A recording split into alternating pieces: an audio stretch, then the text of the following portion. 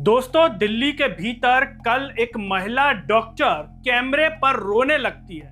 उसका दर्द बाहर आ जाता है और कैमरे पर रोते रोते ये तक कहती है कि वहां पर पेट में लात मारी, मरीज के ऊपर चढ़ गए, बेहोश था। और ये कहते कहते वो डॉक्टर बिटिया बुरी तरह से भावुक होती है, रोने लगती है। उसका दर्द बाहर निकल करके सामने आ जाता है और ये सब वो बता रही होती है पुलिस के बारे में। जो वहां पर दिल्ली में कल जो प्रोटेस्ट हुआ, संसद मार्च हुआ, वहां पर जो पुलिस ने लाठियां बरसाई हैं, जो बच्चों को पीटा गया है, उसमें अब डॉक्टर्स भी अछूते नहीं रहे हैं, क्योंकि डॉक्टरों को भी मारा गया है पुलिस के द्वारा।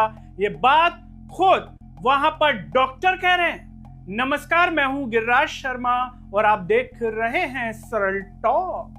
दोस्तों, नरेंद्र मोदी की सरकार में शायद ही कोई ऐसा बचा होगा जिसे कोई दर्द न मिला हो, और अब इस दर्द से महिला डॉक्टर भी अछूती नहीं रही है।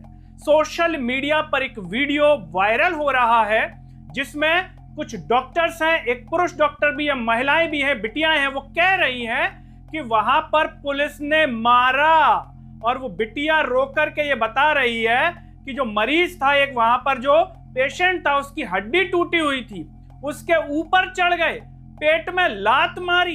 ये कहते हुए उनका दर्द बाहर आ गया और कैमरे पर रोने लगी। साथ ही साथ वहां में जो साथ में एक साथी डॉक्टर, वो ये तक कह रहा है कि पुलिस वाले हंस भी रहे थे। जब पत्रकार ने, जो भी उनसे बात कर रहा था, क्रिएटर या पत्रकार, उसने कहा कि आप क्या कहना चाहती हैं, वो तो डॉक्टर बिटिया पूरी हिम्मत से बोली, इंकलाब जिंदाबाद, इंकलाब जिंदाबाद। दोस्तों, आपको हम उस वीडियो को सुनवाना भी चाहेंगे, दिखाना भी चाहेंगे कि किस तरीके से वो महिला डॉक्टर्स अपना दर्द बयां कर रही हैं, पूरी घटना को बता रही हैं। आप भी इसे देखिए और जानिए और सुनिए। मदद करने आए हुए थे, उनको मारा है। हमने जब बताया कि हम डॉक्टर हैं तो उन्होंने बोला तो आपको बुलाया किसने है? पेशेंट के ऊपर लेटा हुआ, उसकी हड्डी टूटी हुई है, वो बेहोश पेशेंट के ऊपर चढ़ के गए, उन्हें डंडा मारा मेरी आंखों के सामने। और आप देखेंगे, और तो सुन रहे हैं? उनके पेट पे लाते मारे हैं। इतना भी ईमान नहीं बचा है। हम डॉक्टर्स हैं, हम शांति से हेल्प करने आए थे, हम नारे भी नहीं लगा रहे थे। उन्होंने बोला तुम्हें बुलाया किसने, डंडे मारे उन्होंने हमें। हेल्प कर दी, लेकिन ये सबको देख रहे हैं। और मेरा ख्याल हमने आज में कितने 200-250 से ज्यादा तो ये हेड इंजरी और ये वाले तो जैसे हर सेकंड में हेड इंजरी का पेशेंट आ रहा है, किसी का सर फट रहा है, किसी की हड्डी टूट रही है। इनकलाब जिंदाबाद, इनकलाब जिंदाबाद, इनकलाब जिंदाबाद, जिंदाबाद, जिंदाबाद। सोचिए दोस्तों, वो क्या कह रही है कि कितने सर फट रहे हैं, हर सेकंड किसी न किसी को चोट लग रही है, और किस तरीके से उनकी हिम्मत की भी दाद देनी होगी। इंकलाब जिंदाबाद, यानी कि नरेंद्र मोदी की सरकार को अब युवाओं की यह सीधी चुनौती है, और नरेंद्र मोदी के लिए इनसे बचना आसान नहीं होगा। ये सोचने वाली बात है कि हमारे देश का युवा जो जायज मांगों के लिए सड़कों पर आया है, लेकिन नरेंद्र मोदी जी के अंतर ध्यान है, इतने दिनों से सुन ही नहीं रहे थे। जब तक सड़कों पर नहीं उतरा युवा, जब तक उसने डंडे नहीं खाए, तब तक नरेंद्र मोदी के कानों पर जूं तक नहीं रहेगी।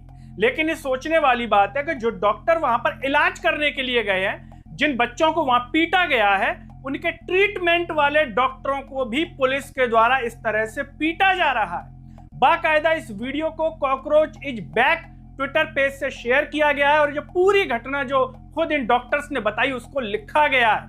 लेकिन सोचने वाली बात यही कि आखिर क्या ये लोग आतंकवादी हैं? कौन है ये लोग? ये हम और आप जैसे युवा हैं, जो देश की सरकार, नरेंद्र मोदी सरकार से सिर्फ इतनी मांग कर रहे थे कि जो भविष्य में डॉक्टर बनाने वाली परीक्षा है, उसका पेपर जो लीक हुआ है, जिस शिक्षा मंत्री के पद पर रहते हुआ है, उस मंत्री को हटाया जाए। नरेंद्र मोदी को इतनी शर्म नहीं आई कि जायज मांग कर रहे हैं तो मैं इसको हटा दूं। और सोचिए, कल वहां से भागते हुए नजर आए नरेंद्र मोदी, संसद से निकलते हुए, कि निकल गए वहां से। इस देश का प्रधानमंत्री, क्या किसी ने उम्मीद की होगी कि इतना कायर होगा कि अपने बच्चों पर, अपने छात्रों पर, जिन्हें वो 140 करोड़ का परिवार बताता है, अपने परिवार पर लाठियां चलवाएंगे उनकी पुलिस, उनकी सरकार की पुलिस, और वो भी इतनी बेरहमी से। ये बच्चे तो शांति से संसद मार्च के लिए निकले थे, लेकिन ऐसा लगता है कि ऊपर के लोगों ने इशारा कर दिया शायद पुलिस को कि जो भी आओ उसमें डंडे मारो, उसे बुरी तरह से पीटो, और इस तरह से पीटा जाए कि महिला डॉक्टर इस तरीके से रो रही है। इसके मन और मानस पटल पर क्या असर होगा सरकार को लेकर के, कि हमारी सरकार जो इलाज करने वालों को इस तरीके से पीटती है। इस तरीके से जो है मरीजों के साथ व्यवहार करती है कि पुलिस वहां के ऊपर चढ़ जाए, पेट में लात मारे। दोस्तों, इस पूरे मुद्दे पर आप क्या कहना चाहेंगे? क्या अब नरेंद्र मोदी की सरकार की उल्टी गिनती शुरू हो गई है और नरेंद्र मोदी की सरकार को जिन जिन को दर्द देना था अब वो दे चुकी? अब देश की जनता जाग चुकी है, पहचान चुकी है कि नरेंद्र मोदी के भेष में उनका कोई हितैषी नहीं है, बल्कि एक तरीके से उनका दुश्मन है जो उनकी कोई बात नहीं सुनता, कुछ उनकी मांगों को नहीं मानता। अगर हितैषी होता तो जंतर मंतर पर आते, कॉकरोच जनता पार्टी के लोगों से बात करते, युवाओं से बात करते और शांतिपूर्ण तरीके से इस मुद्दे का पूरा हल निकालते।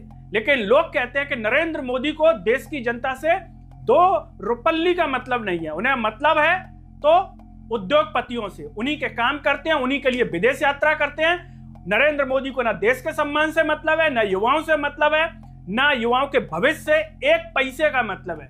ये बातें अब लोग खुल करके कहते हैं और अपने दर्द को बयां करते हैं। दोस्तों, इस पर आप जो भी कहना चाहें कमेंट बॉक्स में जरूर बताइए। इस वीडियो को हर जगह शेयर कीजिए, चैनल को सब्सक्राइब कीजिए, साथ ही साथ सरल टॉक के Facebook, Twitter, Telegram, Instagram page को आप जरूर फॉलो कीजिए। अंत में सभी से एक अपील है दोस्तों, जब यूट्यूब पर आप ये वीडियो देख रहे होंगे तो नीचे जॉइन और थैंक्स का बटन होगा। अगर आप आर्थिक रूप से सक्षम है तो उन बटनों के द्वारा या फिर फोन पे के QR कोड द्वारा आप हमें जरूर सपोर्ट कीजिए, जिससे हम और बेहतर कार्य कर सकें। नमस्कार।